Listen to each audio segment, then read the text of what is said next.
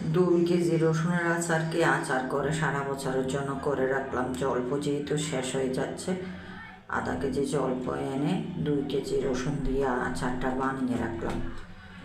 এখন আমি একটা বড় স্টিলের কড়াই নিয়েছি, এর উপরে দিয়ে দিলাম 2 টুকরা দারচিনি, 2টা তেজপাতা আর 2টা এলাচ। আর এখানে দিয়ে দিলাম আমি গুঁড়া, 5 ফোড়নের গুঁড়া দিয়ে দিলাম 1 টেবিল চামচের মতো, আর আদা বাটা রসুন বাটা দিয়ে দিলাম, আর স্বাদ মতো লবণ দিয়ে দিলাম। যখন এগুলো সব মশলাগুলো ভুনা হয়ে একটা সুন্দর ঘ্রাণ বের হবে, তখন বুঝতে পারবো যে রসুনগুলো দেওয়ার সময় হয়ে গেছে। এখন এই যে রসুনগুলো আমি দিয়ে দিলাম, সবগুলো রসুন আমি এইভাবে দিয়ে দিলাম। দেওয়ার পর এই যে মশলাগুলো দিলাম, মশলাগুলোর সাথে ভালো করে মিক্স করে এবার সিদ্ধ হওয়া পর্যন্ত এইভাবে নাড়াচাড়ার মধ্যে থাকতে হবে। এভাবে নাড়াচাড়া করে দেওয়ার পর আমি কিছু শুকনো গুঁড়ামরিচ দিয়ে দিলাম।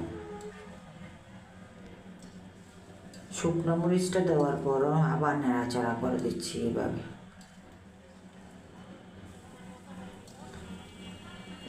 একটু হলুদের গুঁড়া দিয়ে দিলাম কালার আসার জন্য।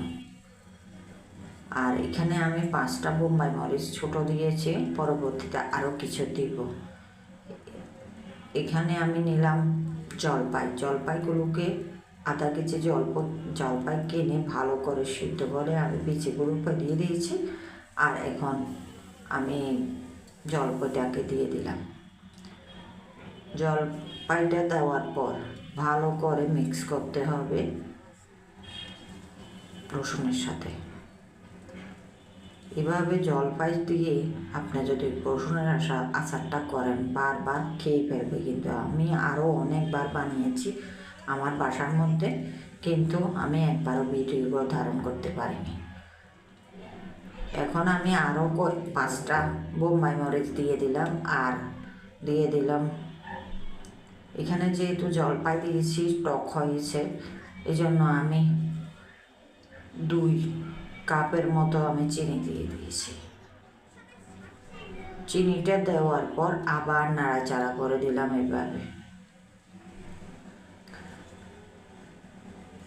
এভাবে শুধু নাড়াচাড়াই করতে হবে, যেহেতু এটা রসুনের আচার, বারবার নিচে লেগে যেতে পারে। নিচে লেগে গেলে আচারের কোনো স্বাদ থাকে না, এই জন্য আমি